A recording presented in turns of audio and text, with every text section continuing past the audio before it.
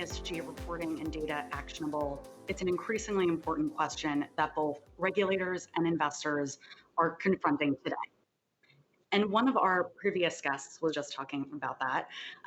So many products are coming to market today that have a sustainability label, but the questions are how investors can actually analyze mountains of ESG data properly to make smart investing decisions. And on the other side of the coin, the way companies are actually supplying that data and whether they're doing so in an effective way. To tackle these questions, I'm thrilled to be joined by Jeff Cohen, the Director of Capital Markets Integration at the Sustainability Accounting Standards Board, and Andrew Collin, the Director of ESG Investing for the San Francisco Employees Retirement System. Andrew, to kick off with you, you've worked at this intersection for years, of course, as has Jeff. You previously helped form SASB's 77 industry-specific standards as well. For you, what is the biggest challenge you see facing investors looking to evaluate sustainability data in the most effective way today? Thanks, Rebecca. Certainly great question, and a lot to unpack there. But I think really a lot of the starting point is, investors first need to decide, assuming that they believe, like I think overwhelming majority of investors do today, that ESG issues are material to investment outcomes. They need to then begin to unpack how and why. And I think, ESG is such a broad term, a huge umbrella under which a number of issues fit. And I think the first step is really defining, which of those ESG issues are material to you as an investor, and then beginning to understand how they're material. How do they affect investment outcomes? Do they, very broadly contribute to return, potentially create or present risks? And then how do you actually weight them or integrate them into your investment strategy in a way that's consistent with your overall investment approach? And I think underlying all of that, right, is what I ultimately sort of categorize into two buckets. One is data and the other is information around ESG factors. Data, of course, is the sort of quantitative element, metrics to measure ESG performance in the E, S, and G buckets. Information would be the context and qualitative information that companies use to describe their practices around different E, S, and G factors, put that data into some context.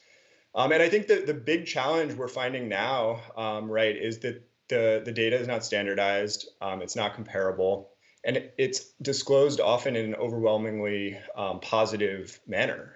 So the story we're hearing from companies is all about their wins and not really around their challenges.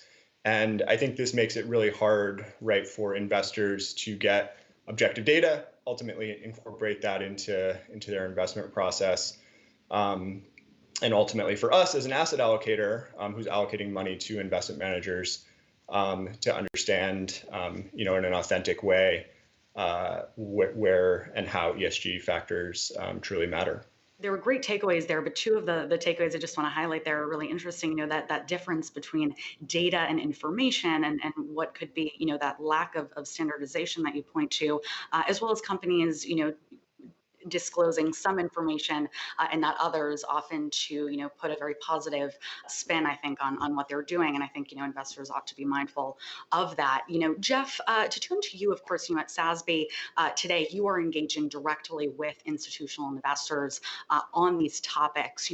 With the risk of greenwashing, I think this is on everyone's minds.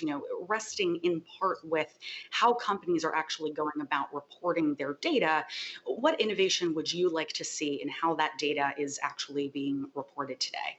Yeah, thank you for the question. And I'm really more interested in application than in innovation at this stage. I think that Warren in the previous panel pointed out that there are a lot of different resources available, such that many companies might sort of have issue with where they should take this forward.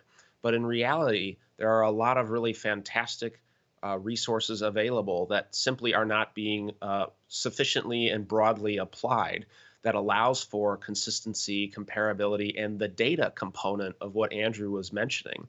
There's certainly more than enough information, the context, the narrative, and certainly a lack of data. But just to sort of unpack this concept of greenwashing a little bit further, I think that there's really two kinds, right?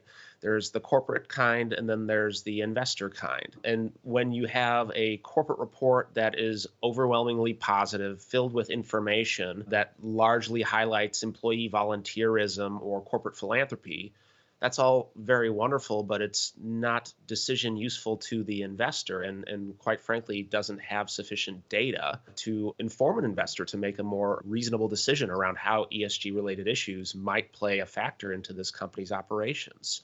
So being able to disclose the data in conjunction with that information paints a much more fulsome picture and allows for an accountability mechanism to achieve these net zero targets that many companies are committing to.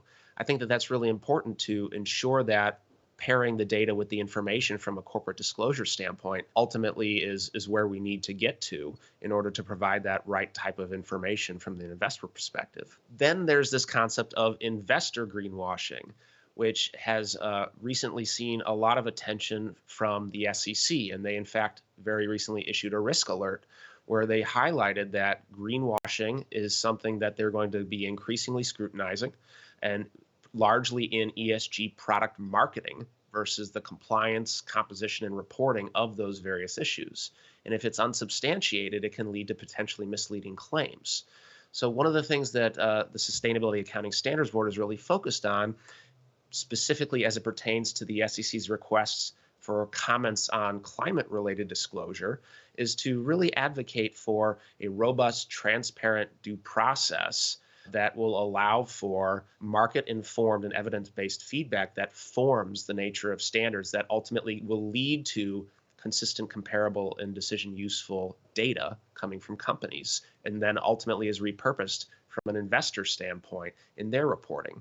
We're also very much seeking to have the SEC incorporate the core pillars of the Task Force for Climate-Related Financial Disclosure, or TCFD for short, and their recommendations, along with the use of existing and widely embraced third-party sustainability disclosures using more of a comply or explain type of approach.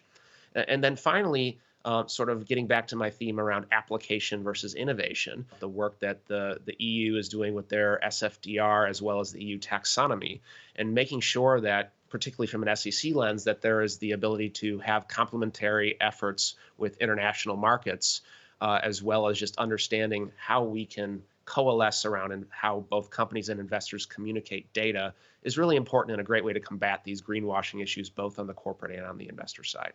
Really great breakdown. And I'm glad you brought up, how the SEC, at least in the early days, of this new administration, and under head Gary Gensler, is looking to approach the idea of ESG and try to streamline or make data more impactful for investors. It remains to be seen what we'll see there. But I did want to shift that to Andrew. While it is early days, this is expected to be a priority for the SEC chiefly and regulators. What approach would you like to see them carry out on the both data and reporting sides? Yeah, I think it's a sea change, so to speak, since the last SEC administration on this topic. It is going to be a priority for Gary Gensler, very clearly, and Jeff laid out, I think, some of the great sort of focus areas, and I think what we're hoping to see, as investors. But I think it's important to remember that there's going to be action on the Department of Enforcement side, our Division of Enforcement side, related to what Jeff alluded to in terms of both fund level disclosure as well as corporate disclosure, ensuring that there's authenticity there, not greenwashing. There's a whistleblower function set up. So I think this is sending a great signal to market participants, all market participants, that this is something that is not going to be glossed over anymore. And existing rules that are in place can be used to sort of enforce both of these areas. On the Division of Corporate Finance side, Corporation Finance side, there's a request for comment out now that Jeff was alluding to. Acting Commissioner Allison Heron-Lee issued that. It's going to be followed through, really with a focus on climate risk. And I think this is a huge priority for us as a pension system. We announced our ambition to be a net zero asset owner by 2050 last March, in alignment with the objectives of the Paris Agreement. our ability to do that, to allocate capital in a way that's consistent with the transition to a low carbon economy, ultimately, right, begins with the disclosure from the companies in which we invest, and them doing so in a way that gives us a fulsome picture of the risks and opportunities related to climate change. And so the reference to the Task Force on Climate-Related Financial Disclosure, incorporation of SASB standards will be essential there for us to achieve that objective and to protect our beneficiaries as fiduciaries from risks, financial risks related to climate change. And then lastly, right, it's great to see that there's coordination amongst the different departments at the SEC, really spearheaded by Satyam Khanna, who's sort of the climate czar, so to speak, and ESG czar at the SEC. So yeah, a ton of focus and regulatory focus beyond just the SEC directly. The House Financial Services Committee has seen a lot of ESG related issues on the agenda there, diversity, inclusion, corporate board diversity, ESG disclosure have been priorities there for Chairman Waters. The DOL, I think, has decided to roll back some of the Trump era rules around ESG. So a lot of tailwinds from the regulatory front for ESG related issues. And Andrew, I'm glad you brought up the board diversity bill as just one of the issues we're seeing the House Financial Services Committee tackle. I wanted to turn it to Jeff to talk about the issue of human capital data. Of course, this is such an important part under the whole ESG umbrella. I want, it's of course an area where SASB has done a lot of work and analysis. When it comes to human capital, Jeff, what do you believe is most actionable for investors to see and the data that they and the reporting mechanisms that they can use most effectively? Yeah, absolutely. And this is where I think that Warren put it well, that in the past, human capital issues and social issues have maybe been less actively considered in the investment community. And a lot of reasons has been because there's been maybe a lack of quantitative evidence, but that's changing very rapidly. And we would encourage the SEC and others to obviously focusing on climate, very important existential issue for all of us. But ultimately, when thinking about financially material ESG issues on an industry specific basis, many companies within many different industries are heavily driven by human capital related issues. And in fact, as a thematic issue, it's the human capital is the second most prevalent issue in the SASB standards. The standards encompass 77 industries. There are on average 5 to 6 material issues per industry with 1 to 3 metrics that help to measure or create data on those material issues. And thinking about what are some of the issues that sit underneath human capital, that's employee diversity, as you alluded to, Rebecca. That's inclusion, it's engagement, employee health and safety, and labor practices. And some of the areas that SASB is very deeply looking at as part of our most sort of broad-ranging research and standard setting project that will ultimately in the future potentially lead to the evolution of the standards is worker well-being. So thinking about mental health, physical well-being, and other health-related benefits, particularly relevant as we're all, for the most part, working from home and the isolation that comes along with that and the sort of psychological effects that might have. Thinking about investments in the workforce, career building opportunities, which was alluded to in a previous panel, skills and development, as well as the appropriate sort of living wages and retirement savings opportunities. Culture, which is sometimes more difficult to measure, but thinking about inclusivity and engagement is something that is ultimately very important to ensure that diversity is successful within the workplace. And then finally, the alternative workforce and thinking about contingent or contracted labor, or as many call it, the gig economy. So these are some of the various issues that we are assessing and evaluating as part of our market-informed process across all 77 of the industries that SASB covers in its standards. For anyone that has useful context or would like to support the standard setting process, all of our board meetings are held in the public domain. We accept public comments on these various issues to really ensure that what is defined ultimately is reflective of what the market is seeking and what is financially material. Absolutely. I would love to leave this discussion off with a word of advice, really, to any audience members who are watching who maybe are really new to this world. I think we've talked about we've got really in the weeds with this area. And if there are any audience members who are just approaching, sustainable investing, they aren't sure where to start, I'd love to hear from both of you on this. Andrew, what would you say to an investor who is just maybe approaching sustainable investing? They aren't really sure how to make sense of all the information out there. What would you tell them? Yeah, it's something we even though we're further along in this journey have to do every day. And I think that the starting point really is beginning with a definition of which environmental, social, and governance factors matter to you as an investor. And then ultimately trying to understand why do they matter? What's your objective for seeking an investment outcome that incorporates them? And is this to achieve alpha? Is it to reduce risk or volatility, other measures of risk? Maybe it's to create a positive impact with your capital on social or environmental issues you care about. So I think define those issues, understand how and why they matter for you, and then ultimately it's about finding investment solutions that have a lot of authenticity around how they're incorporating and thinking about ESG factors. And this is, I think, best understood through dialogue with whoever is providing those investment solutions to you. You want to see that they have conviction in their approach to ESG, that it's genuine, that they're being transparent and thoughtful about it.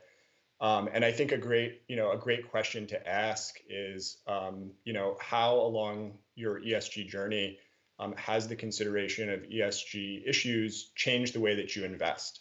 And I think that's really, one of the things we ask managers all the time is, how has this made you a better investor? How has this changed your process? We don't want to hear that, this is something we've always been doing or it's always been important, something we hear a lot, but it's really about what is that intentionality? How have you leaned into this issue? And how is it going to ultimately give us a better investment outcome? Again, whatever our objective is ultimately. So asking investors, what matters to them, and going back to the heart of what they would like to, achieve. Jeff, what would you say to an investor who is just approaching really sustainable investing and isn't sure where to start? Yeah, and I just really want to highlight Andrew's final point. Those that have been around for a while but have been recently repurposing their marketing documents to say that they've been doing or integrating ESG factors since their formation, it's a dubious claim. So one that I really wanted to underscore. But I would say that for someone that's just getting into the space, whether they are an asset manager that's looking to understand it more deeply and how it can be helpful and relevant to their process, or a retail investor, is just forget all the labels. There are lots of different definitions for what impact means, what ESG means. And as Andrew keenly noted, there is really a spectrum, and you can approach this a number of different ways.